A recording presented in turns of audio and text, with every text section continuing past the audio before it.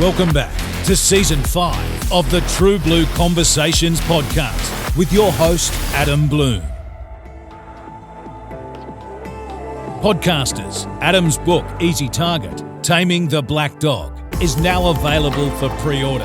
Head on over to Booktopia, Dimmicks and Big Sky Publishing to pre-order your copy and be one of the first to read Adam's story of surviving to thriving and how he escaped the cycle of being an easy target. Easy Target, Taming the Black Dog by Adam Blum.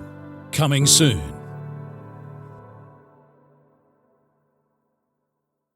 G'day podcasters. Before we get underway with True Blue Conversations, just wanted to give a huge shout out to our friend and sponsor, the Warrior U podcast, hosted by Bram Connelly. Bram is a former Special Forces commander, best-selling author, popular podcast host, and human optimization pioneer. He has an authentic style and the unique ability to not only motivate, but also take people on a journey of self-discovery. Through the Warrior U podcast, Bram interviews guests in a bid to explore all things human optimization, resilience, leadership, and coffee.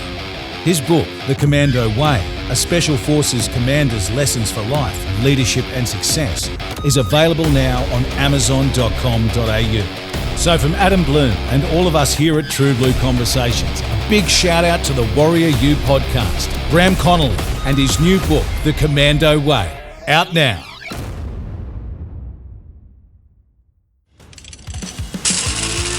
Welcome, loyal listeners of True Blue Conversations. Today's episode is proudly sponsored by Australian Warfighter Coffee.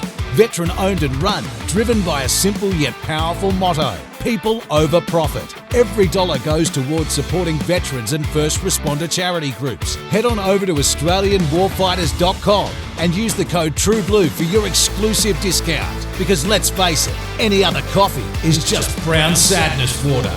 Now, let's get on with the show.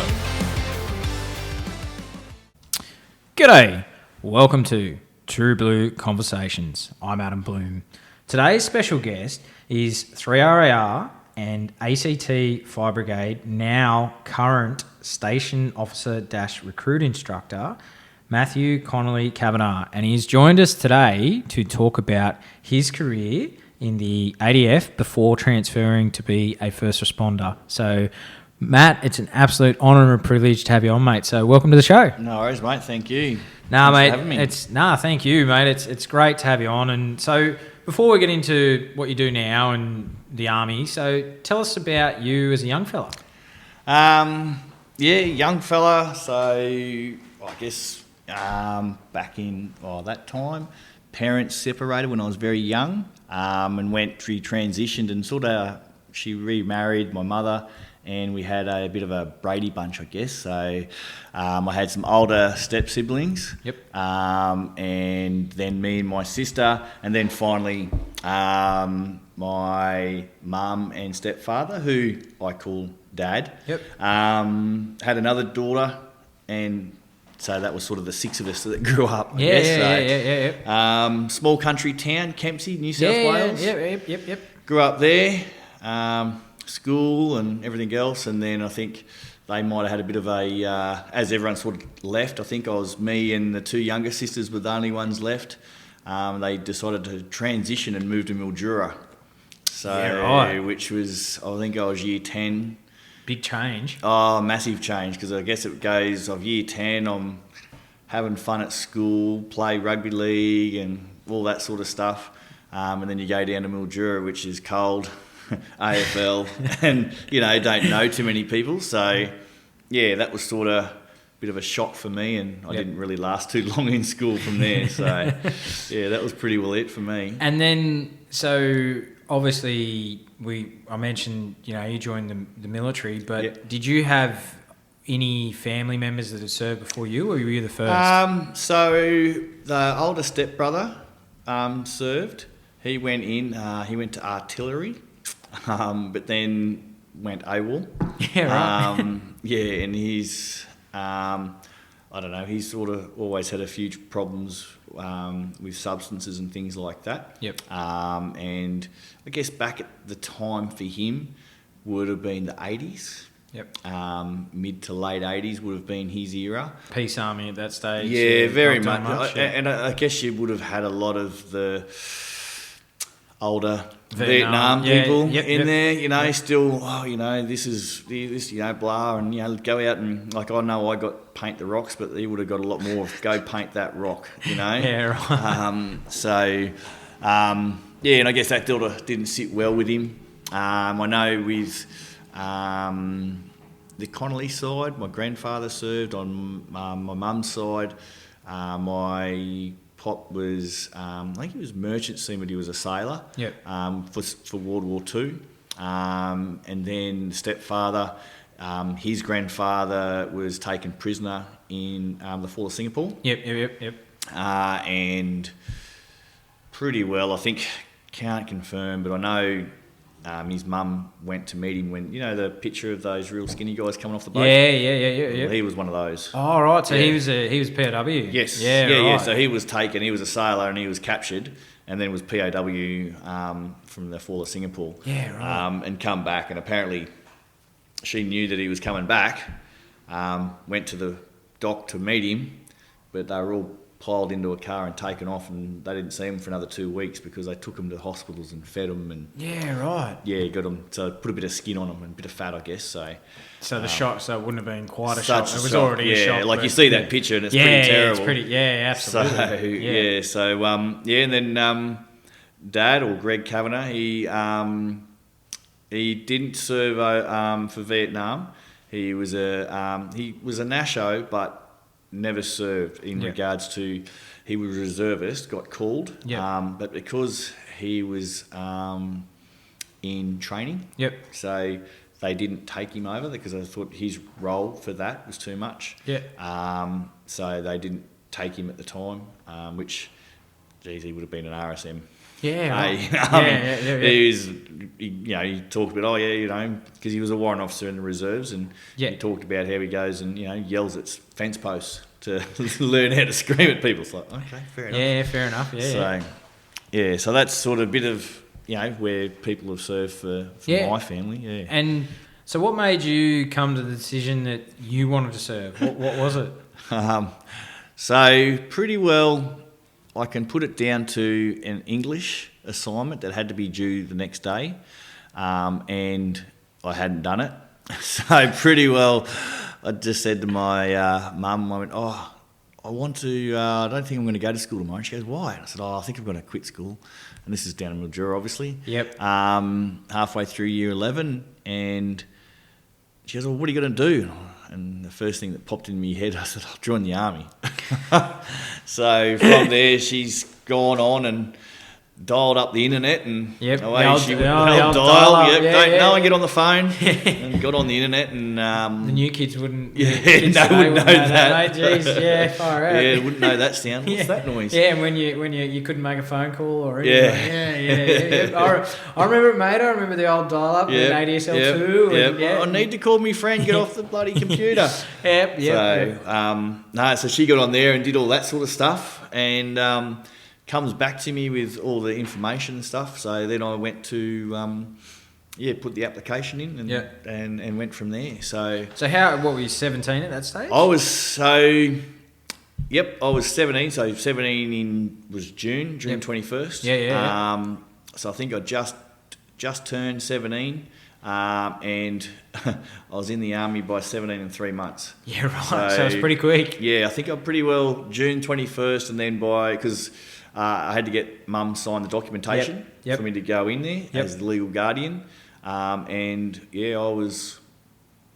was either September 2nd or on 21st of September. I think it pretty well was 21st of September was when I got to Kapuka. Yeah, right. And what was that like, mate? Was that shock to, wet behind the ears? And yeah, I was, as I said, 17, 3 months, weighed a whole 69 kilos. Right. I thought I was fairly fit. I learnt differently pretty quickly. And sort of get in there, and I guess we, because I had to leave Mildura, go down to Adelaide. They put me in a hotel for one night at Adelaide. Hence my regimental number is a 4. Not Victorian or New South Wales or Yeah, anywhere yeah, else. yeah, It's the yeah. only thing that's South Australian. Yep. And then from there, we're on a bus, and I think we ended up driving back through Mildura, or we Yeah, drove right. somewhere. I don't know where we went, but we got up there, turned up at 3 o'clock in the morning at Kapuka. Yep. To half asleep to an angry corporal getting on the bus. Yep. Right, you fuckers, you're mine. Out you go. Yeah, right. So, yeah, that's it. And, all right, get your bags. All right, open your bags. Bags open. And I remember at the time, they sold it pretty good to someone because someone had golf clubs there. So they're going, oh, we've got a golf course there. You'll be able to go that. So he's got his golf clubs. And then some other guy who didn't last a day opened his bag, and his bag was full of knives and stuff like that. Yeah, and right. oh, okay. Yeah, Oh, are right. these yours already? Oh, he disappeared pretty quick. Yep. Um, Yeah, a bit crazy there. yeah. So, which look, no, wasn't too bad. I know. Well, that was 93. Yep. And yeah, so moved from into the lines and all that sort of stuff. So what was what hall were you in when? So was it Charlie? Yep. I was in Charlie, platoon 20. I'm trying to think. I've got them all mixed up. I'm thinking on the middle. I'm trying to think. 26, 27, 28. I think it was either 25 Yep. or I was 27. Yeah, I can't remember Yeah, off the no, top of my that's head that's what all they right. were. No. And, But I know I was the middle floor. Yep. So we weren't the lowest, and I know Delta Company because we had a sister platoon. yeah. Right. Okay. One of the, I don't know what it was. It was some first thing there, and I think maybe could have been possible because there was a couple of guys that were in that platoon. Yep. But I think not too long after that, I think they started transitioning to both male and female, where before it was all separate. Yeah. Okay. So. And was that for you? Obviously, being 17 and 3 months. Yeah. Was that because you 13 weeks? You were 13 weeks, or were you? Yeah, it was 12 or 13 Yeah, weeks. yeah, It was yeah, the long one. Yep. Or maybe even a bit longer. I can't quite remember. Yep. It was 3 months. I just Yeah, remember yeah, it being 3 months. And what was the hardest part of basic for you that you remember? And what did you learn about yourself? Look, it was just go, I guess. And Yeah. it's hard to sort of remember. Well, I had a lot of guys a couple of guys that were 25 or in their early 20s. They I was obviously the baby, so they looked after me, and I got on really well with them and all the rest of it, and just did what you needed to do. I remember they do the thing about shaving, and I'd never shaved in my life, so I'm shaving twice in one day. Now you regret it, mate. All those years later. No, well, I still don't need to shave too much. You're one of the lucky ones, mate. Yeah. No, it was not too. It was just go, I guess. Yeah. I just remember, eating like a horse all the time, and Pack marching. And we did all that sort of stuff, and I know that physically for me, it really, because I was so young, I had to do the top tier sort of BFAs and things like that. Yeah, yep. And I definitely wasn't prepared for it. I definitely needed to have done some physical stuff, and I guess it's just that I was pretty active, was helping on the grape farm that the olds had, that I was sort of okay with it, I guess, and then always sort of rode a push bike around. Yep. So, by the end of it though, I think I joined and I was 69 kilos. I left and I was 76. Yeah, right. So I put on a bit of weight there, and it was Yeah. wasn't fat. Yeah, a bit of muscle. So, Yeah. Nice. So it wasn't. Yeah, just remember doing a lot of stuff, getting in the first couple of days, shaving, getting the head shaved, and just going from there. Yeah, right. And then so you march out of Kapuka, and obviously family come to see you march out and everything. And what was that like for you? It was good. It was really good, I guess, because I know Dad, he was proud, and then I had my grandfather and grandmother there, so they were proud as punch. Obviously, their grandson joined the military because Pop very much liked his military stuff, and the sailor and stuff. Yep. So they were pretty happy and proud about that sort of stuff, which was good. And it's one of those things. You do your march out, and it's all good, and then it's you just want to go off and have a drink with your mates, which we all end up doing, and so they're only there quickly for it. So had the younger sisters there and that, which was good, and then it was a good moment. Nice. But then I guess it's getting towards it's hot in Wagga because it's getting into December.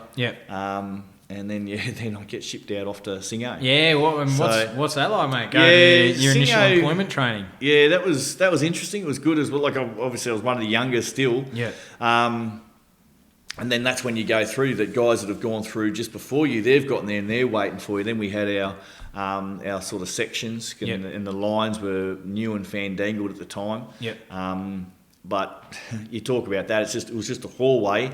And then I don't know, to save money, they've just built brick walls, and they sort of were like in a curve. With a doorway and curved down, and then the next one had curved down. Yeah, right. So there was no, like, you had a wall between you, and you're in your own little area in your desk and stuff, but you had no real door or privacy or anything like that. And, the next guy next to you is snoring. There's no room or wall, so you hear that. So do they still do their like Kapuka where they come and flip your beds in Singo? Well, Kapuka for us, we had a sergeant at the time who didn't sort of believe in it, and at that time in that era, he was called soft. He's a bit soft, a bit weak, and he looked after your. Where he'd just come from, he looked after the platoon of people that had been injured. So anyone that's been injured and they're being back course, they go there, get over the injury, then get moved on to another course. He was looking after them, and he didn't really get into that and didn't believe in it. Some of the corporals wanted to, but he sort of kept him into line, which was good for us. But then towards the end, they actually did do that. Not to... just to show us, this is what's done previously, it seems to be the building's leaning to the right, all the stuff over in the right-hand rooms, and then all the rest of it. And that's a lot of stuff, I guess, And then, they'd go the other way, and then they'd go, right, 10 minutes inspection, and you got to get everything back to how the picture was on your locker wall, and away you go, But, I guess by that stage, you're just used to it. Like, they'd have the drop inspections, or they'd come in, that's not good enough, and throw everything out and make it again. And, the stand 2 of a morning time, the corporal would come down, wake up, get everyone to get up. And you'd have to come out and stand at attention in the hall with a sheet over your shoulder. So you stand there, and then for some reason... just looking across a hallway at your mate, you just start laughing. You haven't said anything to each other, but you just start giggling. It's just hard, but not hard, just stupid. But I remember towards the end of it, and I like what I do now with the recruits, I guess. But they get to know you, and you get to know them, and then they open up a bit more, the instructors. And I think towards the end, I think me and a couple of mates, just to piss him off, we went and got some boxer shorts that had a button that you'd press and it'd start doing jingle bells. So one of the guys at the end would press it and he'd walk down there, then the other one would press it and he'd walk back down here. So he just kept him going up and down the aisles for about 20 minutes. And he knew he was just taking the piss, but it was all much fun and games, I guess, towards the end there. So, And so at that stage, did you know that you were going to 3, or did you have to select what No, so what happened, I was going in as a cook. Yeah, right. Yeah, so my older brothers, so at the time, the eldest brother, went and become a chef, so that's what they were doing. I'm like, that'd be great to do, going to the army. And then the brother that had gotten out, he was doing cooking and stuff like that as well. So we're talking about that. So I thought, I could go in and be a cook. So that's what I was going into. So I enlisted as a cook. And then when we got there, they said, we're not taking any cooks. You can either be a steward or you go to infantry. Being young and silly at the time, I went, okay, I'll go to infantry. So I went to infantry. And then when I was there, you had your preference of 1, 2 or 3. Or 5, 7, I think. And I thought, I'm never going to Townsville. And And I've got family in Sydney, so I wanted to always go to Sydney. So, yeah, that's when I chose to go to 3 down there. And at that stage, did you know that they were para? Oh, yeah, I think I'd heard that, knew that they jumped out of planes. Yep. Which, that I didn't have any fear at the time. I'd never been in a plane. So, yeah, it didn't sort of faze me at all. And I thought, that'd be a cool, interesting thing. I just wanted to go to, go to 3. And I think, at the time, 5-7 didn't have the best rap in regards to, that's just where we put all the, send all the shit sort of stuff is what you sort of were heard. And I definitely wasn't, I thought, no, I don't want to go to 1 and 2 or 2-4 at the time. Yep. As just thought, it's too much of an AJ town for Townsville. Yep. So I thought Sydney's bigger. Family can go there and go from there. And then, so you march out of Singo and then go down to 3 in Sydney. Yeah. And what was it like when you got to, so you finally get to battalion and did you have some good mentors that mentored you through? Or? Oh, look, you're talking about, I don't know if you know much, the military, 90s military, very different to... people think that, you say, okay, you say, you swear at someone. Nowadays you swear at someone, he's being mean to me, you've hurt my feelings. Back then, swearing at was the least. Getting your head knocked off or someone coming in having a go at the shower was... it was the norm. It was normal. Bastardisation was rife. It was through and through. And it was pretty, full on. You had to grow up pretty quick. 100%. You grew up quick. You had a lot of good mates, and you'd go off and go out there, and I let a lot of things just water off a duck's back, sort of thing. That's sort of why I'm, just sort of laid back and don't really care or whatever people say. They say that's up to them. I went down there. I think Bravo Company was my first company. Yep. But then, because there must have been a lot of us sort of come in, so that was, I remember Anzac Day, April, so we were down in Nowra. Yep. That was a para course. Para course? I think it was I'm trying to think, it's a fairly intensive course. It was minimum 3 or 6 weeks I've got in my head, I can't remember which. Yep. But we went down there, a heap of us, a lot of us down there and that, and started going through all that sort of stuff with the tower down there at Nowra, doing all that, and you end up jumping 12 times, I think. Yeah, okay. And that's did you have like a high attrition rate on that? Like some people didn't pass, or did you? No one didn't really pass, as long as you either got out the door by yourself or you got out with a foot in your back, But no, the first. So for me, I'd never been in a plane ever. Yep. So I was 17 and 9 months. My first plane was a Caribou, which they shouldn't fly.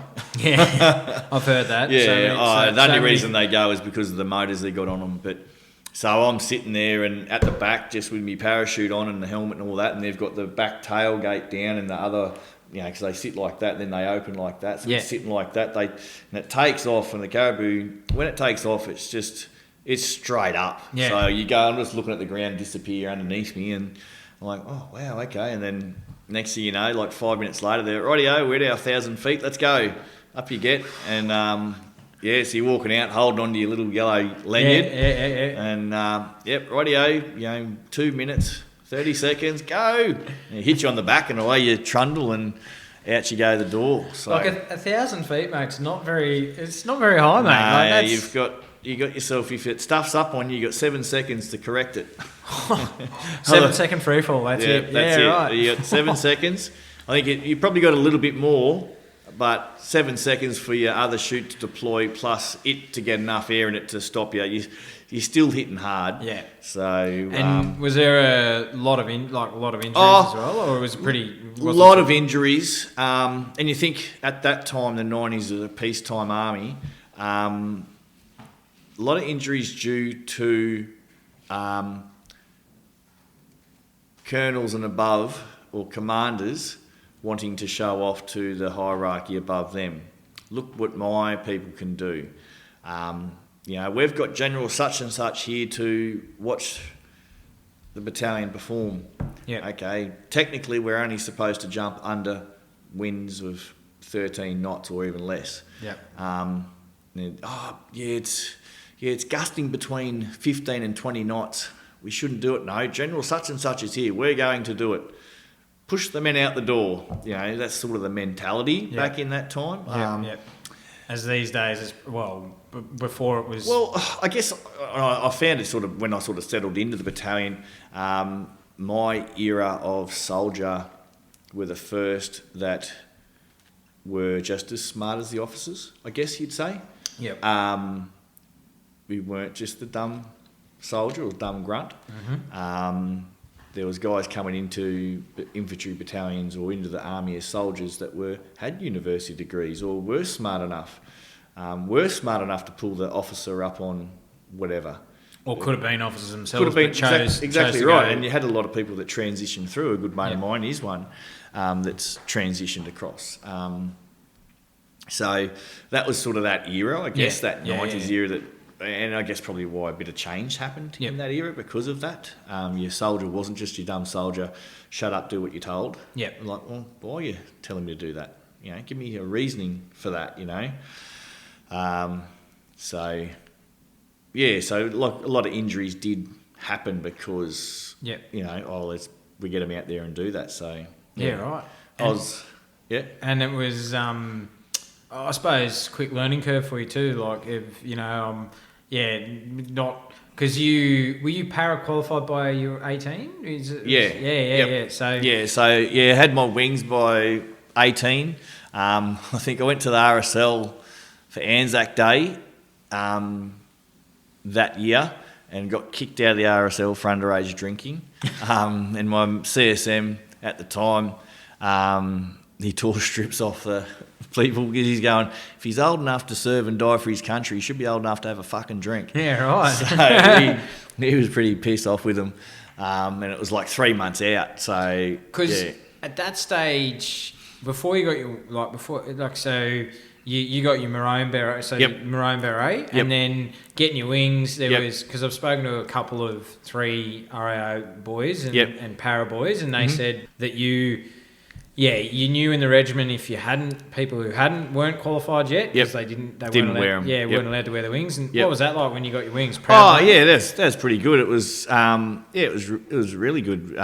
You got your wings and that's it. You're a part of that battalion, and that was the only battalion, and it had that bit of prestige, I guess. But and the old we're a pack of bastards, sort of stuff. Yep. It was good to get that. And just know that, I've done that. I've done that little bit extra. Yeah. But come extra pay too? You got a bit of extra pay for your wing? I can't remember. Wouldn't have a clue. No, I don't think so. No, not now. This day and age, every qualification gives you extra money. Yeah. Back then, I think you were private, and then private P, and then Lance Corporal, and that was it. There was no other. Because you've qualified in that, you get paid. Yeah. So no, there was nothing like that sort of stuff, I guess. I think for me at that age, it probably means more now than what it was at that time for me, because I guess just too young, young and don't understand, young and dumb. You don't sort of understand these bit of things. I guess you go from there and you get to do that. Yeah, that's what everyone else is doing. I'm doing that, and away you go. You know. Yeah. Hindsight's a wonderful thing. Yeah. Look, I had a good time there. I think I spent 7.5 years. In Sydney. Yeah, and then you deployed as well. So you deployed to East Timor. Yeah, so 99, that was a fun year, because I think the start of it, we went to Malaysia. Yep. So we did the Butterworth tour for 3 months, which was awesome. We got there. So I was Charlie Platoon 25. Charlie Company 25 platoon. So we were there,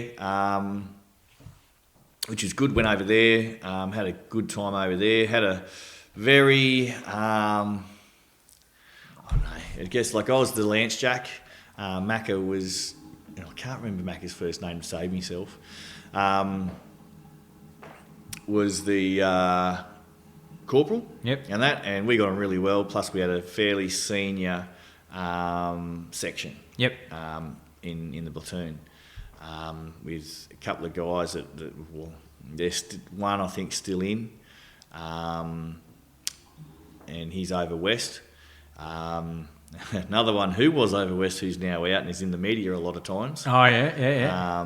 Was one of my diggers, and another digger before he got on, he was the St George Dragon. Yep. So he was the mascot, and he'd tell some funny stories about taking that dragon suit out and doing stuff. But no, we were fairly. Yeah, it was fairly senior, and then so I had those boys over there for Butterworth, and then, as you said, went to Timor. And that would have been because there wasn't a lot of trips going. Mate. No, so that was pretty well that was the start of it. So I was Interfet. Yep, you were Interfet. Yep.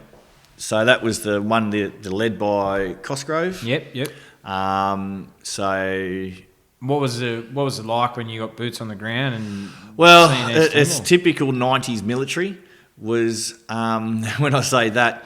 So you think we're 3RR paratrooping battalion. Yep. Or airborne. Yep. You'd expect us to fly in and land at the airport or parachute into the airport. No, we came in on a boat.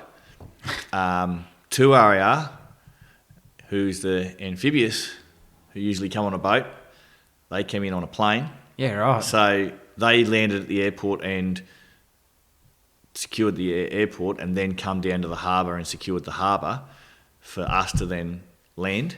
And you sit there and you go, well, don't you get the battalion that is actually qualified or that trains in that to do that? Yeah. And then have the one that comes on boats come in on a boat? Yeah, you think so. So, not the sharpest tool in the shed, some of those generals, I don't think.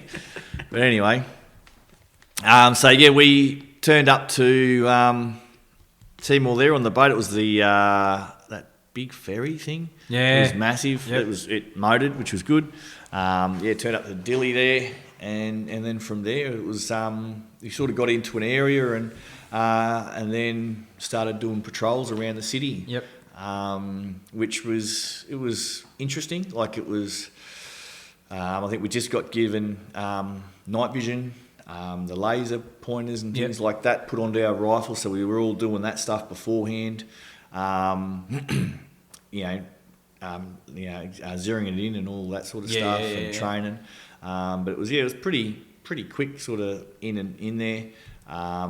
Probably good to hone your infantry skills in. Well, it was good overseas doing that, and then coming back, and it wasn't very long. It was, I think we were back at the start of the year, and then we were gone in September. So I think I was probably back for 2 or 3 months, and then gone again. Yep. So the whole year I was out of Australia pretty well. Yep. But yeah, over there it was interesting in regards to it was only the pull of a trigger away from a fairly large international incident. I guess some of the times, I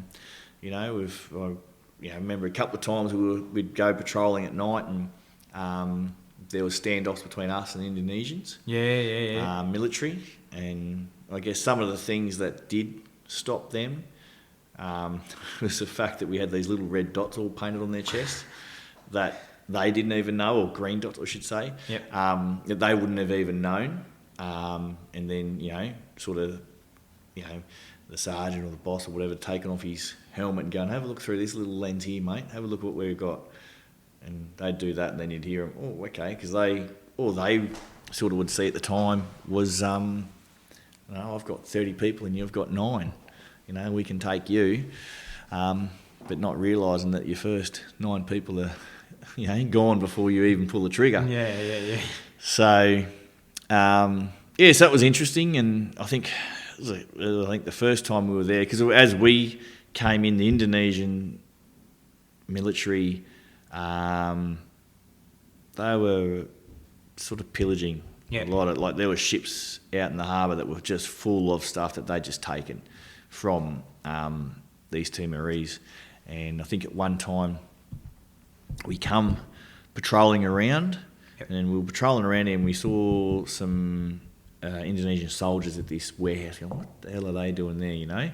It shouldn't be there. Yeah, so it's a bit weird. And we've sort of gone past and we've looked at them, they've looked at us, and they're sort of, okay. And then we've kept going and we thought, we'll just circle back. So we've circled back, and by the time we've circled back, they were gone, and then all the locals were running in and out of there. And basically it was a big storage facility for rice, bags of rice. Because they'd been stealing it and taking it, that's where they were putting it, and then they were taking it and loading it onto ships and everything else. So we sort of found one of their stash places, I guess. And then I think we end up spending 2 days there, living in it, laying on the rice. But then also, because there were so many locals there, we ended up we set up a bit of a perimeter, and then we were handing out rice for days just to give to people, and just making sure that, you know, right, haven't seen you before, here, have this. Yep. And giving out bags of, like, their 20, 40 kilo bags of rice, massive bags. So, we're doing that, which was interesting. And then, moved from there. Like, as I said, it was a sort of a peace enforcing sort of thing. Yeah. Not like a peacekeeping, peace, So basically that was the biggest thing, I think, between it, was that they maybe learnt from Rwanda and Somalia, because a lot of the guys, how mentally stuffed up they are there from that, because they couldn't do anything. Yep. Whereas they gave us a bit more power in regards to that, where we could enforce the peace, where we could take a bit more action, I guess, whereas we just couldn't stand to the side, so we could do a bit more. You know, there wasn't too many engagements in that time at all. There was a couple there. We had hear the bullets whiz overhead and stuff like that. But it's just more than anything, it was, and that was more when I went towards the border at Maliana, I think,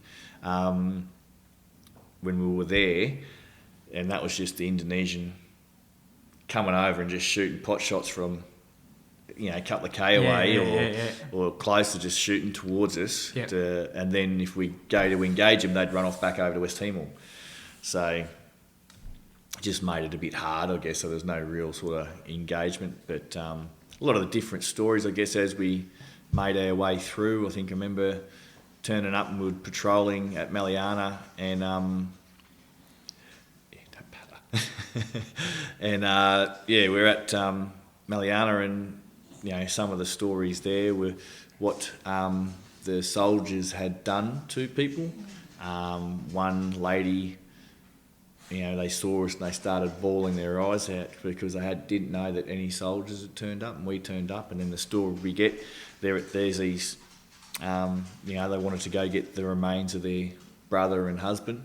Yep. And, you know, we sort of find out, and then they take us there towards them, and they show us this grave, and these graves are friggin', you know, not even a metre big. Oh. And you're going, what the hell's going on there? And then you find out, they tied them up, their hands behind their back, chopped into their arms with machetes, chopped their arms off, then poured petrol on them, lit them with petrol, and kicked them down the embankment. And you go, fucking hell, you know, like, that's just full on. Yeah. And then the family couldn't go get them because they were still there. So then there's wild dogs eating them and things like that. And then there's another story, a similar time as, you know, they threw him off this bridge, and then they went down, he was still alive, so they were just throwing rocks on his head.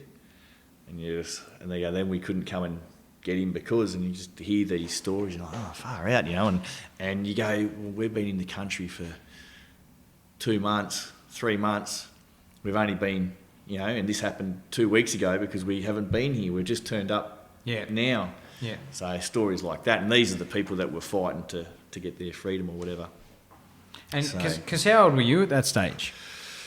Righty, how was I? I was in my 20s, probably 23, 24, I think. Right.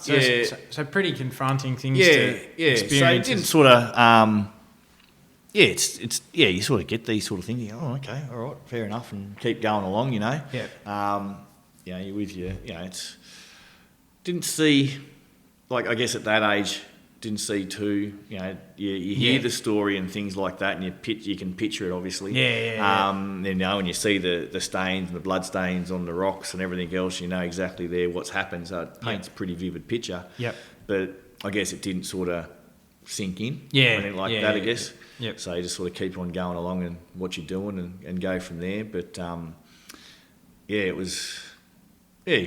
You go, oh, we're here now, we're here to help, and you keep moving forward from that, I guess. So and like the locals, they were glad to see you there. Very glad. They were extremely happy. Like as I said, they saw us and come up and started crying, knowing that they were, free, I guess, or.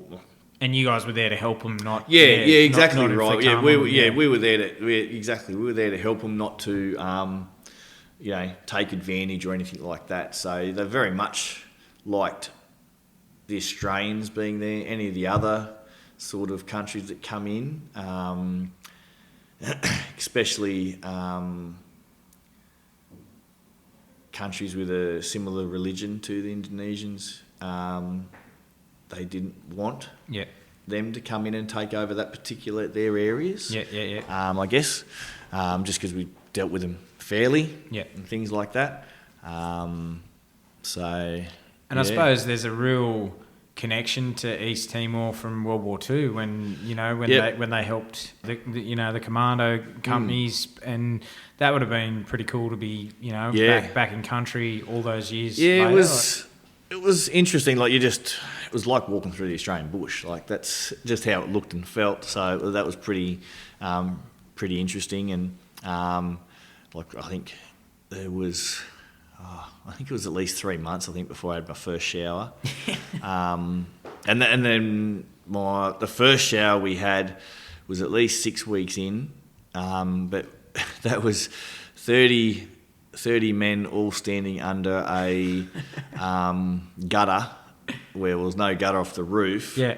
While a torrential downpour happened, so we could and just hope that it didn't stop because we were all lathered up. And because the other companies or platoon was around protecting, so we could all get in there, and I think we all took turns to do it.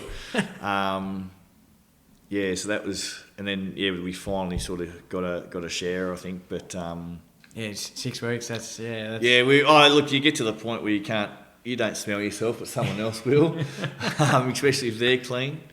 I suppose what before that, mate, going bush, what is it, three weeks? Or it was about 2 weeks was sort of a bush stint. I did go bush longer when I changed out of a battalion.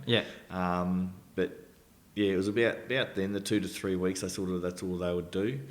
But 6 weeks, it was interesting. Look, they were friendly and they got to know. I think there was a couple of times there we were staying in, we went to a kusi, and we were all sort of in different houses for the platoon. And it took us a while, but we were going, what's this family doing here? And then we sort of seen some people in there, because we were there for a few days. And there was a sort of a family that was close to the house. And in the end, we've spoken to them, we've got a translator, and it's come across that they're the family of the house, and they've finally come back, and so we're like, oh shit, we can't be doing that. So in the end, we've all moved out of the houses and outside, and they've moved back into their homes.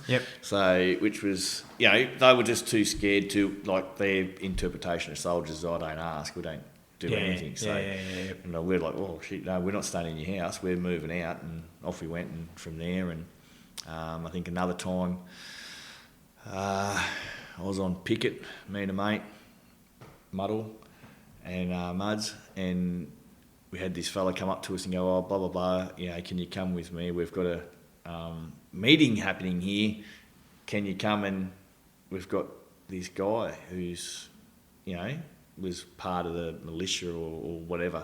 And I sort of woke another guy up, and I remember at the time walking out there with me and a mate, thinking, oh fuck, I should have got more people up. But anyway, too late now.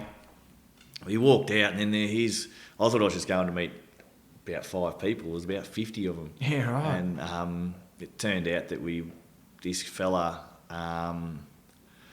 was working with the Indonesian military / whatever they sort of call themselves that were doing some pretty horrendous shit.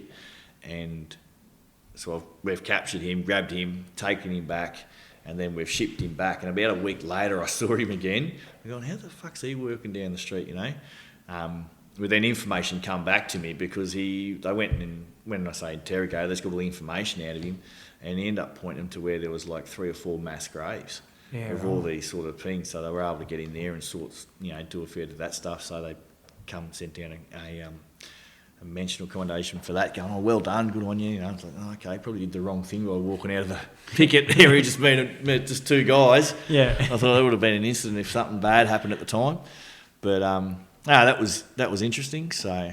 And then, so your deployment was 6 months? Yeah. 6 months. So basically, this how silly the military is sometimes, I guess. Because we're over there as a battalion, the whole battalion's there. They've done every year or towards the end of the year, they'll change. Like people will transition, and promotions will happen, or people will go down to other support company and things like that. So that's what they did with us. So we've all sort of transitioned, and I've gone from where I was down to Pioneers, into Pioneers, and went down there, and proceeded to do Pioneer stuff, which. Dig up some wells full of people, which wasn't nice. Which, you know, you're talking about the age sort of thing. Yeah. You just don't sort of, you know, it's... We're not exposed to that. Like, they stopped it. They, the military, I think we did a couple of times, and then they've gone, no, we can't do this. We can't be exposing people to this sort of shit. And they wouldn't let us do it. It wasn't bothering anyone. You're picking up slush and there's a femur with all hair and shit, whatever. It's, it smelled absolutely disgusting. Oh, yeah. But you weren't sort of looking at, you were looking at a skeleton and slop, whereas the body was sort of, partly non-existent. Which, as I said, when you're young and you got your mates, then you're just talking to them and doing stuff. And we're doing this because the families wanted to have something to bury. So it's more of a PR thing for them. And closure for them. You dig out this stuff and you put 6 body bags there and you zip it up and you pick it up and you're just like, oh, fuck it, it's just like liquid and bone, and go that over there and they grab it and that's their loved one and they're bawling their eyes out and off they go and do the funeral. So, at least you've sort of hopefully giving them a bit of closure, I guess. So But they sort of stopped that, and we just go and do more other things like build houses and things like that for them, for people. And then I think we half the time we were doing shark patrol.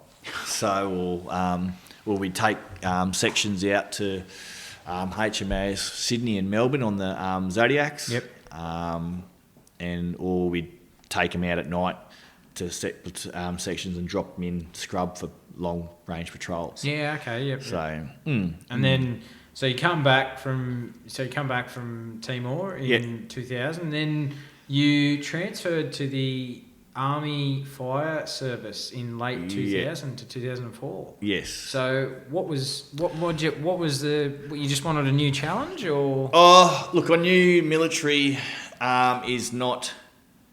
Well, at the time, for me, I knew it wasn't. I needed to have something behind me, some qualification. I thought I've gone there. I've only done year 10 infantry. Just looked and went, what else could I do? If I hurt myself, what would I do if I left the military? What could I possibly do? So I thought I needed to get some sort of qualification or something like that behind me. So I looked at that and transferred across to the Fire Service or Emergency Response Squadron there, and pretty well went back from corporal back down to a private again because I was a new course starting over. And that was I think it was a 16-week. It was a decent course at Amberley here in Brisbane. Out the back there, which was good. Enjoyed that. And then where was that post back to Sydney, or were you? No, Darwin. Right. So that was a bit of that was not too bad. So I think at the time, we went to, so there, and I think parents didn't come up for the march yet, but my nan and pop did. Yep. And then, went to Darwin up there, which was good. It was a good time. Like, Darwin's a beautiful place. It was good to live at. Single, didn't have anything to worry about, so I lived right in the guts of Darwin and everything else. Yep. But the worst part about it, as the military do, when it's the best season to be staying at home and having a drink and having a party, they're going to send you out bush.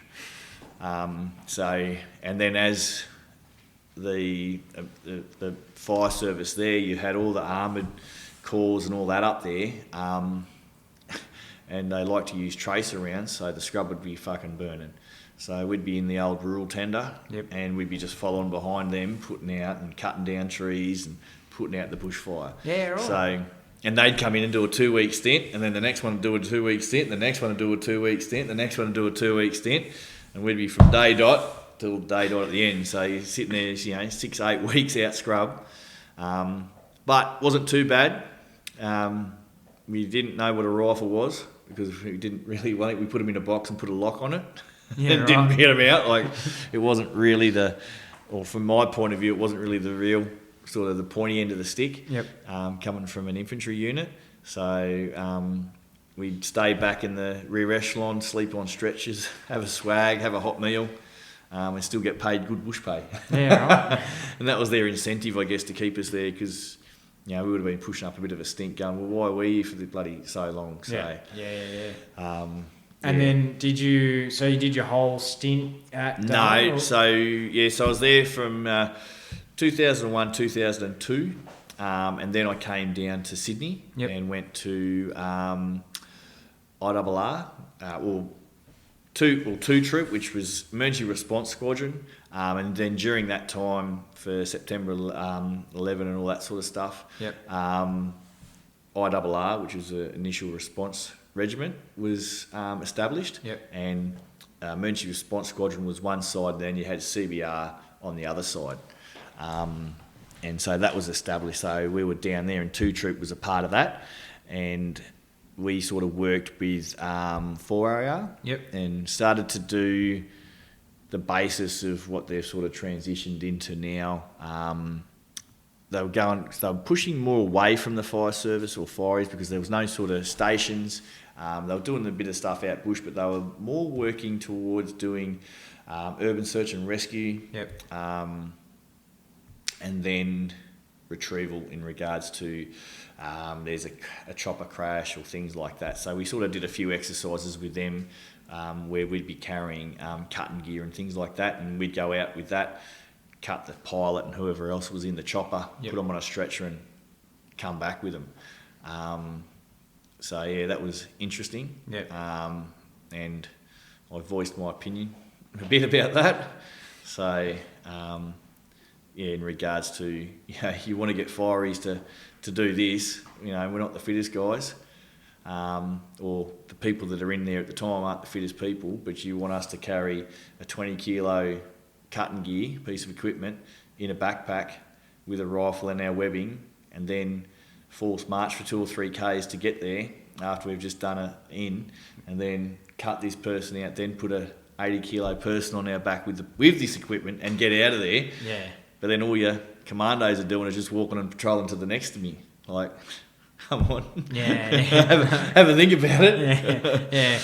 It doesn't really make sense. So no, they went towards it, but now I think they're doing they're transitioning into something else now, where I think everyone who goes into that sort of special forces side of thing has to do a physical. So.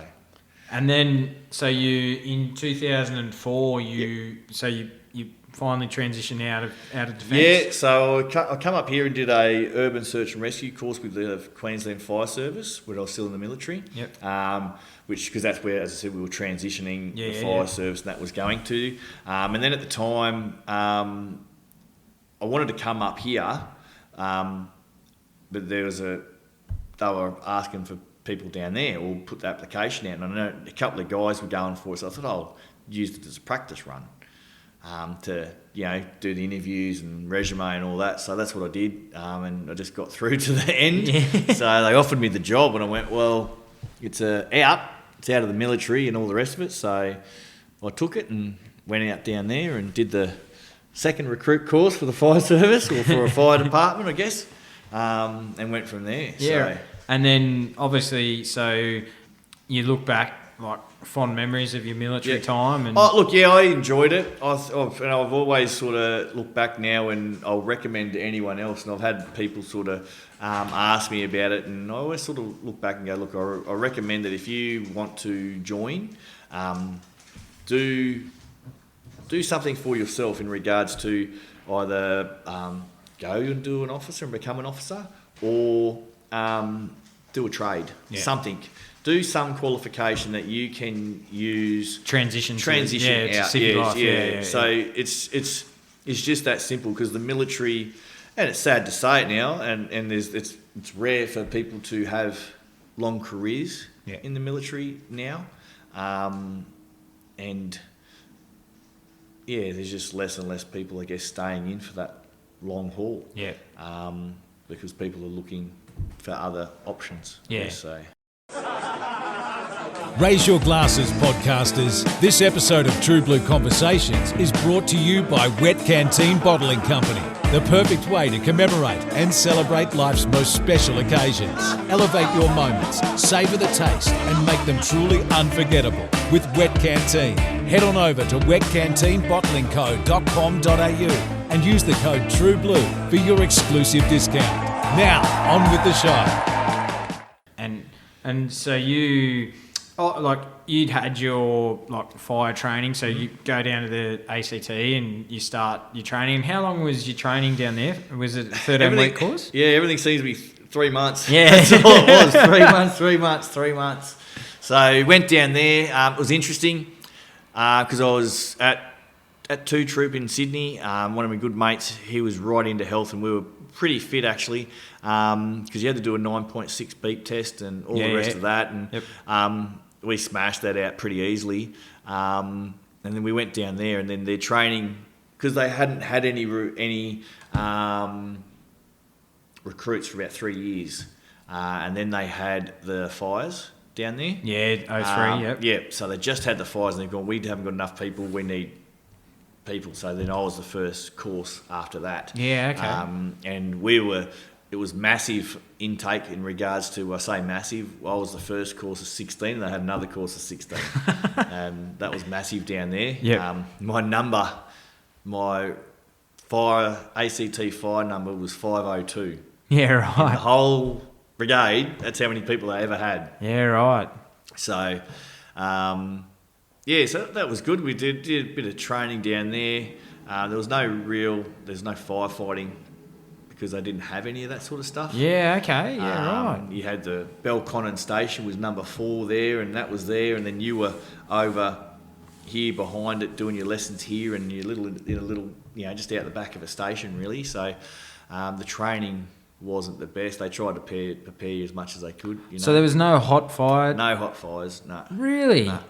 Wow. No hot fires or anything like that. Yeah, right. So sort of, and they'd be busy, mate. Like once you were on station, and away you went, and you'd go to any major fires or car crashes or any incident like that. I think I've had one of my worst car crashes ever when I was down there. So it was.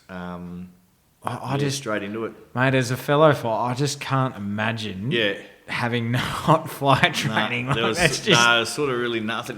Maybe it could have blurred for me, but I'm pretty confident I didn't do any hot fire training down there. Yeah, right. They might have just taught us, different things. I had a tower down there. Yeah. So you'd go in and they'd have it dark, and then they'd have the foam, and you'd go down to the foam. It was pitch black. You wouldn't know which way you were going. Yeah, right. But that was about it. So yeah. Far out. So and obviously. Did they have lessons on backdraft and flash? Yeah, they do all that stuff. They have all that and Yep. videos and all the rest of it. That they'd sort of teach you and go through all that sort of stuff. But there was no real. They couldn't show you or any of that sort of stuff. So I always sort of, you do compare between when you go to different areas and what's what. And they had a lot of their training was never the best. but their equipment and some of the things they were doing were really good. Yeah, okay. So which was good. So. So what station did you Belconnen was your first so when you go down, they did it really well in regards to so Belconnen was where you trained, and then because there was you'd shipped around, they actually just moved you. Oh, okay. So for the first probably 6 months, you went from on your shift, you went from station to station, so you just moved to between the whole 9 stations. So you could live up at Gungahlin, but I think you were going Chisholm all the way down south. Yeah, right, okay. And they just did that so that you got to know everyone on your shift. Yeah, right. Because that's just what had happened, because you could end up working with them at any time. Yep.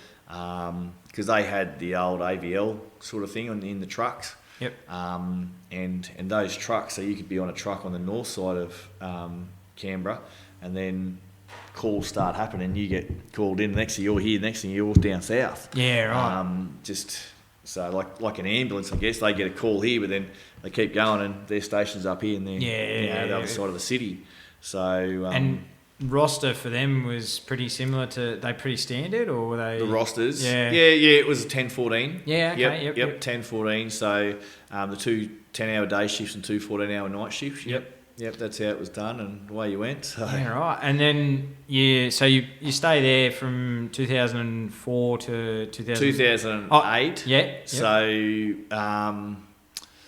there was 3 months where I left, so I resigned and moved up here. Yep. And didn't have a job for the first time in my life. I didn't know what to do. I applied to go to the mines. Yep. I went to the mines, went and did all their testing and everything. And then I didn't get a job, and I rang them up and asked them for feedback. And the feedback they gave me was, "Oh, no, we thought you were just going to become a firey, so didn't worry about hiring you because we knew you'd leave us." I went, "Oh, okay, thanks." Yeah, cool. Yeah. But because I think I might have been a bit too honest in the interview. I think I said I was applying to join the fire service in Queensland. Yep. And maybe I interviewed well, and they thought, "Oh no, well he's got a Guernsey for them." Or whatever. So that's what happened there. So I never got a job with them. But then, as I said, I got up here within a couple of months. I was in recruits here. So. Yeah, right. And what was like? So you go to the academy again, 13 weeks. Is live on? Like, do they? No. So I was at home. So you don't live on or anywhere like that. Some people live, if they're out of region, will live in apartment areas together. But if you're in Brisbane, you stay in Brisbane, and that's it. Yep. So we I think I was carpooling. We'd meet up with people in carpool. I think I was living in Hendra at the time. Yep. And go from there and drive out to White Island and go from there. Yeah, right. And that, obviously, you'd been around fire a bit, so the hot cell, going to the hot cell. And so, for us, we had 43, talking loud, we had 43 in the in our course, because it was a pretty big course. Yeah. But what they did with us is they had 12 of us who had prior experience. Yeah. So within the first 3 weeks, we were sent down to live fire. Yeah. So we're in the fighting the fire, doing all that stuff. Yeah. Because they go, you guys have got experience. We'll just give you a bit of this is what you need to do. Let's go down here. Because it's obviously different states. So different state and all the rest of it. So we went down there and did that, and then that's like the culmination of everything you do for your foundation skills. Like you're supposed to do that at week 10. Yep. We're doing it and finished by week 6. Yeah, right. And then they're now coming back to teach us how to bowl a hose and connect a coupling and all that sort of shit. And we're just looking at it going, are you fucking for real? Yeah, like, honestly, like, what the fuck are you teaching us? Yeah, yeah. So, no, we stayed there and did that, I guess, and sort of got through that. And, same, but different, I guess. Yeah. By that stage, I think I'd got pretty good at it. They said I was the most practical firefighter for the course. So, mate, I'd be a bit concerned if you weren't. yeah. So would I. So I got the best thing about it, I think back at the time in 2008, I got $250 and a picture with a shield and a bloody bag or something. Yeah, So, right. Yeah, okay, yeah. That was it. So your stations, do they like? You get to your first station. Where were you posted to? So for me, where did I go? I'm trying to think where I went. It was pretty quick for me in regards to. I went to Roma Street, which is the biggest station in Queensland. I went there for my first shift, and then I sort of went out a bit, and I think I went up to the sunny coast, and I was up there for about 6 months. Yep. So during that time, I was at Redcliffe or Kippa-Ring. Yeah. So I was there, but then it was pretty quick because I went and did my tech rescue stuff early, and so I think I finished my recruit course December 08, and then by February 09 I was back down at recruits doing 6 weeks of tech rescue. Yeah, okay, So I did all that, and then by the time I come out of that, your tech rescue, you go to generally the tech rescue stations, which is pretty well Roma Street fire station. So do they run different? So they run you got your rescue side, and then you've got your normal stand side? So everyone's qualified as a firefighter. That's your base. That's what you do. And then you get the other qualifications as a tech rescue technician after that. So there's 5 disciplines in that, which is your urban search and rescue, trench, confined, vertical rescue, and swift water. So you go and do that, and then at Roma Street there, they've got the different trucks. You got 2. At the time, they had a tap, but you got a normal appliance, a appliance that had a bit of a ladder on it, which still had water on it. Then you had your big ladder, which went up to 42 metres or 44 metres, and then you had a Lima truck, which was your tech rescue truck. So there you had the 12 people that were on shift at any given time. Yeah, right. And so then you do you're doing your time, and then you start to transition into your bit like you're going up your ranks. You start to transition into your station officer, and then into your instructor. Was that for you? Like you take pride in being an instructor. Like, is that your army days where you had some good instructors, and then you wanted to bring that through? Or look, I think I did take my time. And I think for me, like I was a senior firefighter 2013, right? So now, and it's only transitioned to a station officer, so it's been almost 10 years, and time just flies, I guess. But for me, just my circumstances at home wasn't conducive for me to do the study to become a station officer. And then the fire service changes as well, because at one stage I was interested to come down here, but to recruits, but they went, "Oh no, you haven't. You got to do, you got to do this or you got to do that." And then it just chops and changes to whatever suits them best at the time. So, but during that time, I guess, like you're right, like I sort of transitioned through. I did a ladder qualification, which gave me a qualification on the big ladder truck. And then it also had done, as I said, tech rescue. So going away on deployments and things like that with the floods in 2011. And then bloody floods. Mate, give me I'll say this: give me a fire any day of the week. Floods are just so devastating. And just the stuff that had happened and all that sort of stuff. So there was pretty intense moments there for that and all the rest of that. But then I guess, as I said, I sort of a stage in my life with family and home life sort of just wasn't good enough. Not good enough, I mean, in regards to for me, it's a lot of time and effort to go to that next lot of study stage. 100%. And if you haven't got the support of your family at home, it's very, very hard, and it's not unheard of to go, I've got going through a divorce, but I can still do it. And it's like, okay, probably a reason why you're going through a divorce, mate, So that was just a common occurrence. There was so many divorces from people that were going for their station officers. Unbelievable. And you're just going, how? It's just one rank, for fuck's sake. But yeah, there's just so many hoops to jump through. So, Yeah. but yeah, I guess the other time I thought about it as well, like as I said in the military, I thought about, what do I need to do next, or to keep myself so I can keep working. I looked at that as well in regards to the fire service. Yep. I look at it back and go, right, what am I going to do when I'm in my 50s? Am I going to be sitting in the back seat of a fire truck? No. Yeah. You know, I don't see myself doing that, and I don't want to do that. Yeah.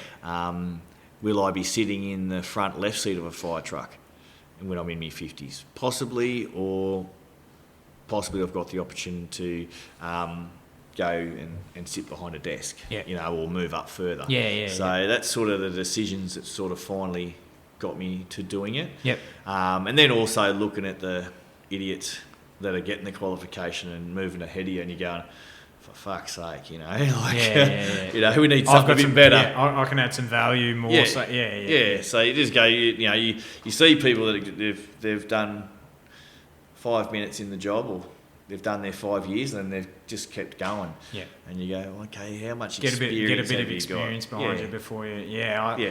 Can totally. I know what you're saying. Yeah. Like you see some eager young Yeah. people, and Yeah. you go, oh, hang on, mate. Just hold back. Yeah, Just, just you know, slow down, because, you know. get your experience up, and then progress up. Well, that's it. When you sit there, and the only fire you can talk about is when you took the friggin' stroganoff off someone's stove, because that's the only thing that burnt that you've gone to. You really can't talk about much, can you? No, So- that's right.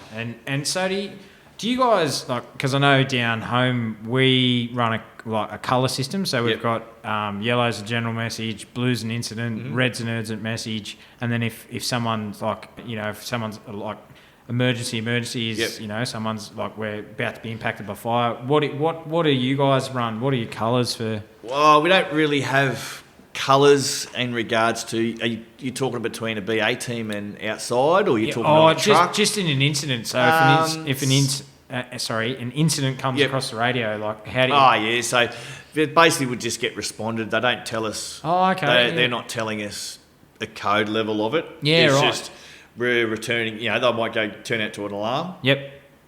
Or turn out to structure fire. Yeah, right. And a structure fire could be a pot on a stove, and that's all it is. Yeah. We turn the same way out to that as we would a full-on house fully involved. Yeah. But what you do get and what you do listen for, so if I got, you know, turn out to an alarm sounding at such and such, like, okay, it's an alarm sounding, tell the guys already, we're heading off there, and then next thing you know, is there any further information? You get back from Firecom, we've just had a triple O call with, you know, they can see smoke and evidence, or you know, or they come back with multiple, because generally there is multiple triple O calls. Multiple triple O calls, people you know, possible persons trapped. Well, you know, the driver's foot goes down a little bit heavier on the pedal, and away you go. You know, and then you're in your head going, right, what have I got to get down? Got to make sure I can find people, power, gas, any hazards, where water is. You know, the lads in back, you know, get ready, BA on. You're going to be getting in there straight up.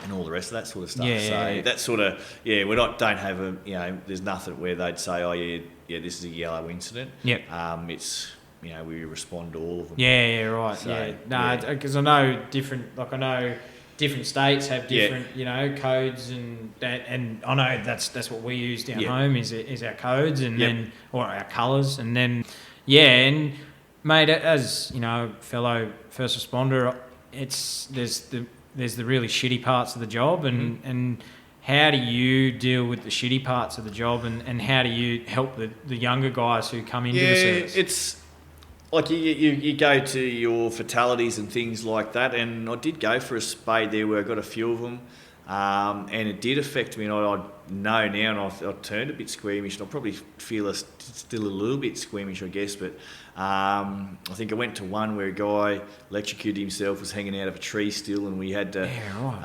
get him out of the tree. So we're watching, you know, and because it was high voltage and everything else, we had to leave him hanging for 3 hours. So you're just like, okay, so you just see this guy, you know, up there hanging, you know, like, okay, and you finally get him out. But then there was another one where I think the guy survived, but I just remember it was 5:27. I'm eating a big Japanese curry. I've got a full stomach, and then at 5:30, I'm pounding on this dude's chest.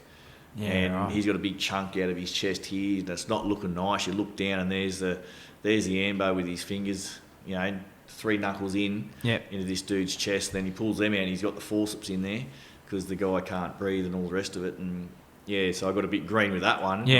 Almost brought me bloody Japanese curry up there. And I was a bit squirmish a bit after that. Then we got a couple of other sort of things. And then we had biggest one, I guess, for me and how I sort of started pushing it, I guess, was we had a stabbing up at Roma Street. Yep. And it was a backpack. It was a road rage. I don't understand why we got turned out, but we got turned out to it. And in the end, there's a doctor in Brisbane who's part of the emergency services, the ambulance, and he's very knowledgeable and knows exactly what he's doing. And he did open heart surgery on the side of the road on this young fella. Wow. He didn't survive, but we're looking into a chest cavity, and you go, fuck, I'm just a fiery. Yeah. There's ambos that are green standing next to you going, fuck, they're about to pass out. And everyone's just like, oh shit, and the young fella's there. We sort of get back from that incident, and the old, oh, you're all right? Yeah, you're all right? Yeah, you're all right, and that's pretty well it in the truck, Yep. And there's no, not much else that was sort of happening, I guess. And then that sort of, I'm sitting there thinking about it. I went, nah, fuck this. And I went, nah, we're talking about this. We're getting peer support and everyone in. Yeah. So we got everyone in and had it. And actually that doctor come in, and then he's describing it again. I thought, fuck, I lived through it a second time. Fucking, he goes, it's a 1 in 40 chance of survival or something. Yeah, right. And he's done 27 of them. And I think he said, I've had 2 people survive out of all of them that he's done. And I'm okay, fuck, he says. But what I did on the side of the road is what they would have done in a hospital. Yeah. So I'm giving them an hour's chance. Yeah. So it's like, okay, fair enough. Yeah. But it was good. Like, he explained everything, and you look at it in that medical term, I guess. But with regards to the young fellas, like going back to it, that one where I said I was, doing CPR on that guy's chest, there was actually another young person, fiery, who wasn't on the truck. He was from another, and he just was first there, and he was in the uniform.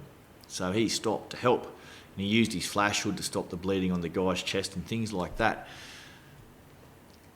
Totally random, years later, I'm here down the road here on the fire truck, and this fella comes walking up to me with a beard and a bit sort of left field. Yeah. And he's looking at me and he goes, oh, I recognise you. And I went, oh, okay. He said, did you go to such and such?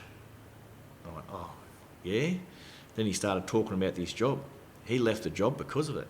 Because it was too much for him. And no sort of support, I guess, and all that sort of stuff. And I'm like, oh, okay. So, because I guess the difference for me, and I think, the military, you got your mates around you, but you're going and you're staying in that environment for a bit of a longer time. Whereas here, you can sit there and I can come home now and it's 5 o'clock and I'm here with family around me. Where I've just 2-3 hours before that, you're at a pretty horrific incident or scene. And that transition is that's what I think gets a lot of emergency personnel. And that's where you sort of need to go and see people and talk about it and talk to you guys around there. And it's slowly changing, and they're sort of pushing it and saying they're sort of helping everyone and all the rest of it. It's getting there. Well, it's sort of it's a job that, unless you've got like your military partners or... It's a job that, like, a lot of families don't quite understand is, what we do and what, what we are faced with. Like, well, the thing is as well is you can't come home and like, I've just told you a few different things there. So you've partly lived that, right? So that's a part of my burden is now being passed on to you and fatigue, and because you've heard it and you've got that picture in your head, right? So that's not the best thing either. So no. You don't try to you don't burn, you don't burn them. No. Yeah. So like, I've had another major incident down the road here, and one of the good mate of mine, Simon, who came to our wedding, was on another truck, and he was there, and we spoke about it. I spoke to everyone from that incident and had a chat, and we all were like, yeah, blah, blah, blah. And then Simon said, he goes, I just want to have a chat to you, how we went and what we did, and, what we could have done better and all the rest of it. What happens if this circumstance had changed? So we sort of going through a bit of analysis.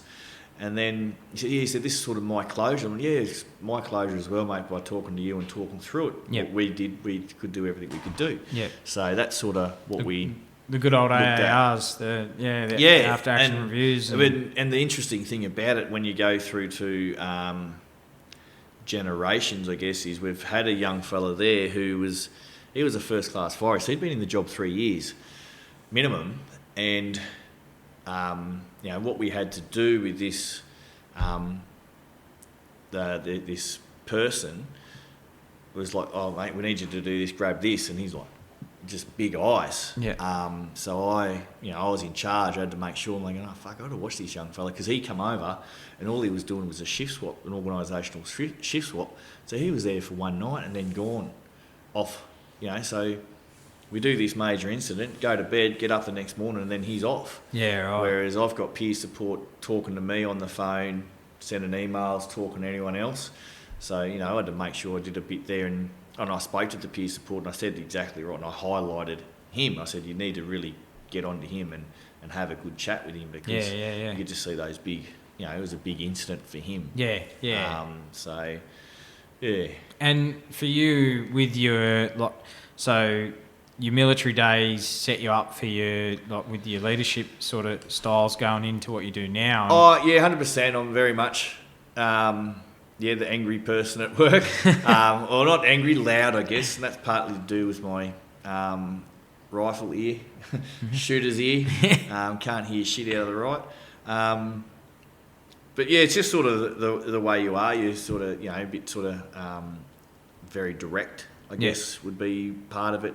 But obviously you want to mentor. You come with every intention to mentor. Yeah, look, I try to talk, but I got a good mate has written a paper, and I've taken that to work, and the 4 guys that are there, or 3 of us that look at it, it's really good in regards to what it is.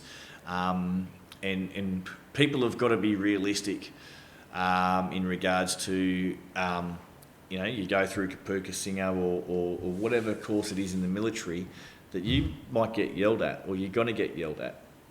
Because, what are they training people for? They're training them to operate, if push comes to shove, on a battlefield. And in a high-stress environment. In a high-stress environment.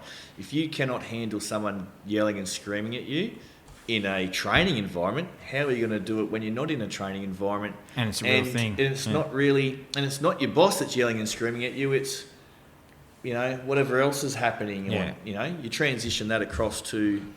a fire service or an emergency services, and if you can't handle someone yelling at you to do something a bit faster or whatever, not belittling them personally, but having a go at them because they're going too slow or something like that, how are they going to transition when there's a house on fire and they've got to get that coupling done now because there's a mum and daughter up in that window that are going to die in the next minute, So that's...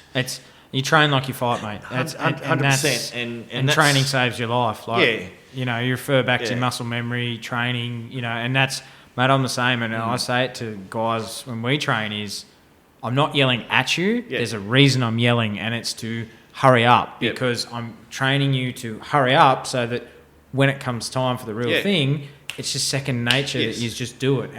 And some look at you funny and go, I don't like it. And it's like, well... And I bet you the people that look at you funny and say they don't like it are all those 21, 22-year-olds or in their 20s that they don't understand. That's right. Well, my mum and dad never smacked me because, I can't.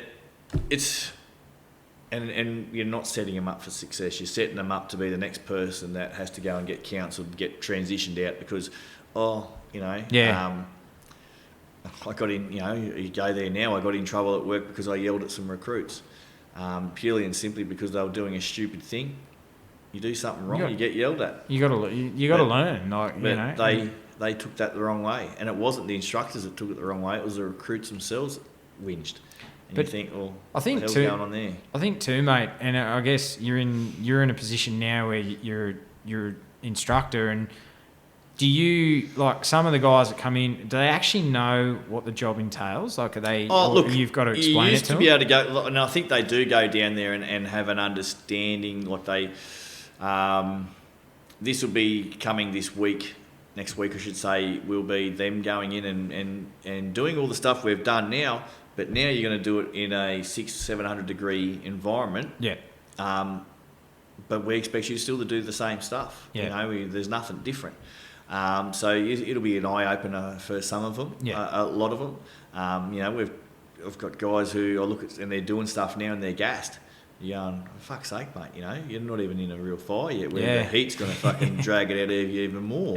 Yeah.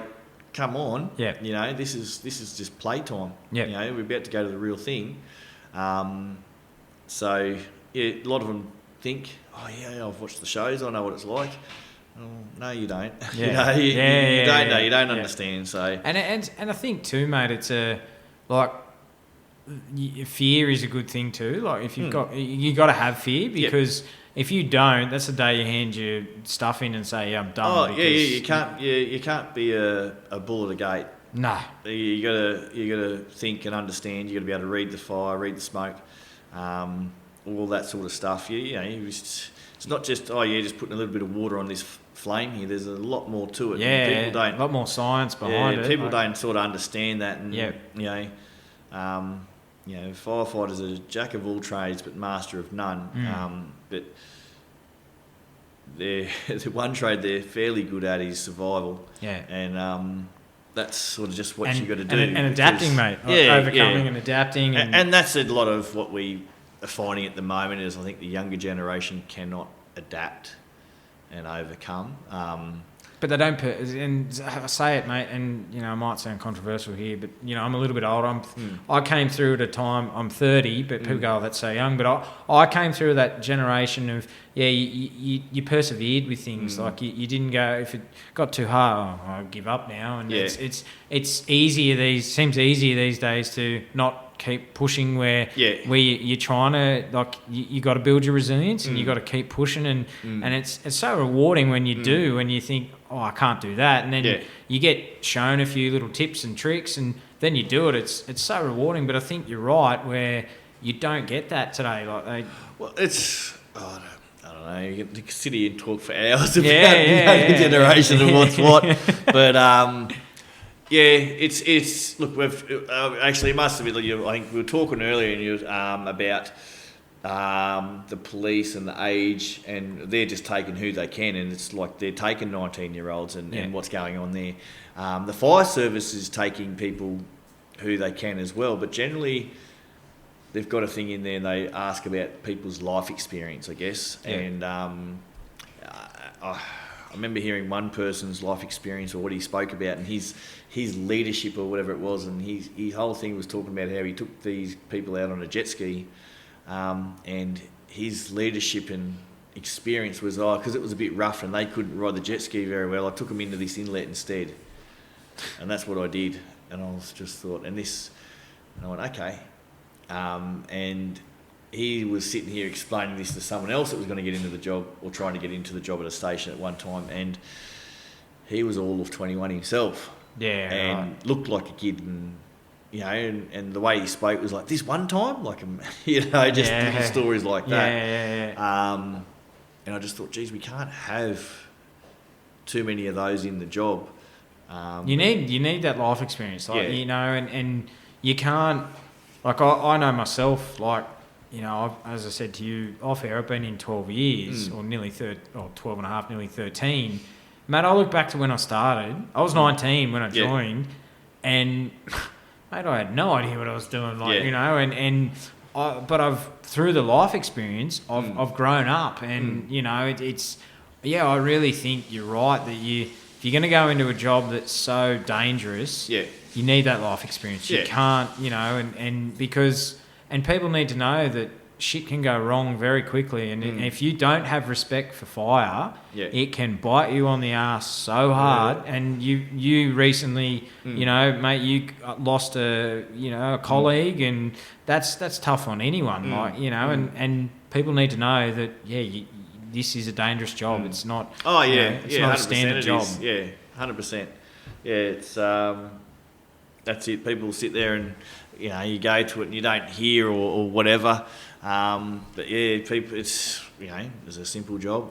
Yeah. And it went sideways. So don't know what's happened or how it is. And, you know, I've had a fair few good mates, people that I just trained with as officers were on that job. And, you know, and you just go, gee, you know, they've been affected by it, and it affected a lot of people and all the rest of it. And, you know, and Izzy, you know, I didn't know her personally. I know a lot of people at work who do, and that, and you know, and it's very sad. You know, like, you know, the person, you know, went to a funeral, and the person you saw there, you just go, far out. That's just a loss. You know, a life taken too early, sort of thing. So and you know, it just wasn't something that anyone thought at that time that something was going to happen. Yeah. I sit there now and I analyse it myself. And I know everyone else is analysing it, I'm analysing it because I wanted to know what happened, how it happened, what could I do to rectify it, and how the breakdown.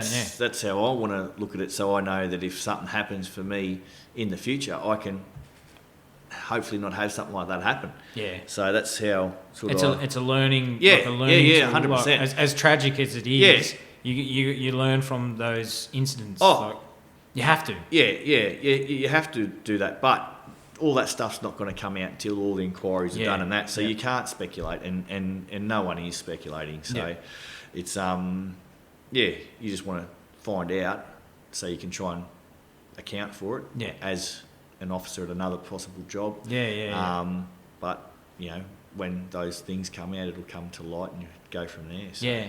Well, mate, so. Like, we'll wrap it up shortly, and like, what are your plans going forward in the future with career-wise? And you mentioned, you know, you're looking eventually to progress out of being frontline, and but with your career and with your family. So for me personally, I've sort of, now where I am, I'm going to keep going and studying, do a few more assignments to move up to the ranks of SO. The next thing would be an inspector, I guess, for myself. That depends on how it goes, I guess. And that's probably not for another few years or a bit longer after that. But yeah, I guess just biding time until 60 and getting out and retiring and going from there. So, as I said, it's now a matter of, you know, when the family and that, when the young kids have gone and left the house, just going out and sort of living life and travelling a bit more, I think, for us now, more than anything. So, but well, mate, you've done the hard slog. You know, like you know, the early days of being a young grunt and being a young dig, and you've worked hard, and mate, what advice would you give your 18-year-old self, knowing what you know now, and would he listen? Rightio, advice would be buy shares in Facebook. Microsoft, Amazon, and and the lotto numbers are actually, I would advise. It's interesting that you've said that, because I've given that advice to my son, and it was simply, if you join the army, do a trade, become a fiery, and then do your fiery and trade at the same time. So that's what was my advice to him. And he's always been in the back of his mind. He wants to, you know, follow in the footsteps. But that's sort of my advice would have been probably do a trade. I guess down there, and that's where I went to. I guess with the army fireys, but I probably would have liked to have had a trade or something like that behind me.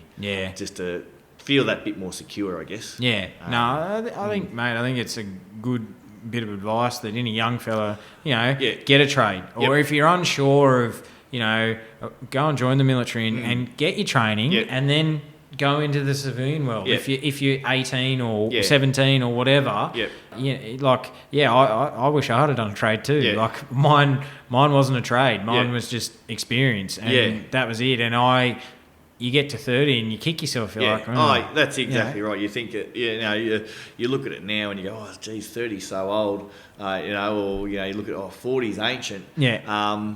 But those 20 years go pretty fucking quick.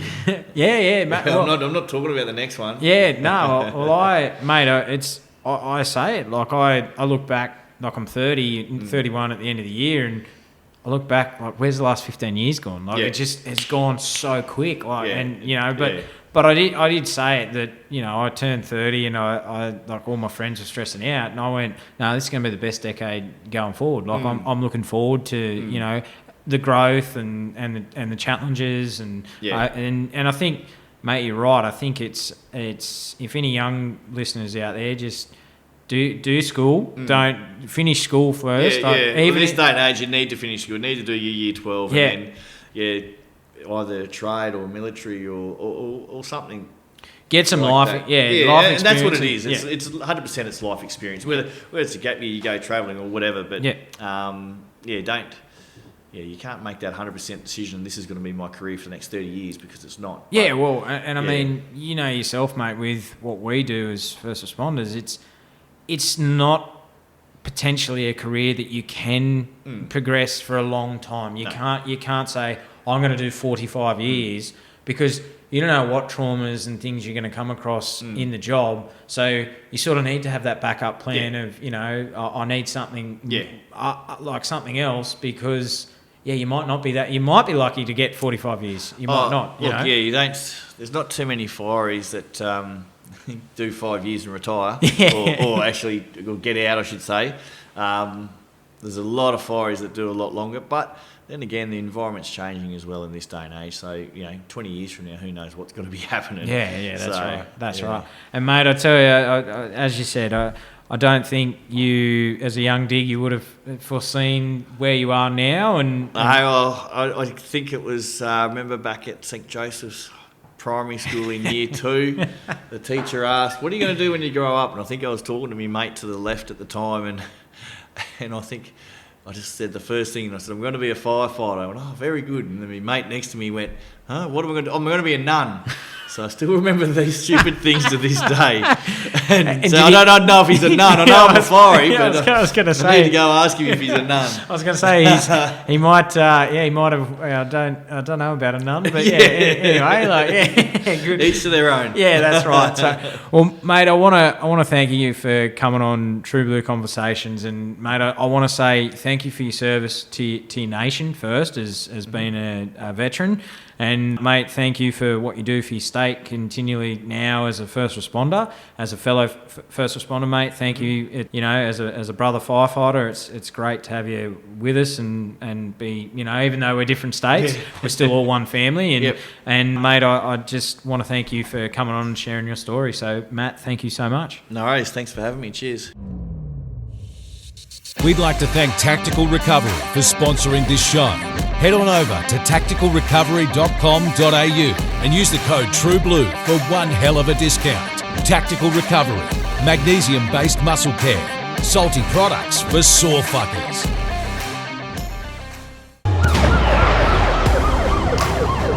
Thank you for tuning in to this episode of True Blue Conversations with your host, Adam Blum. See you on the front line.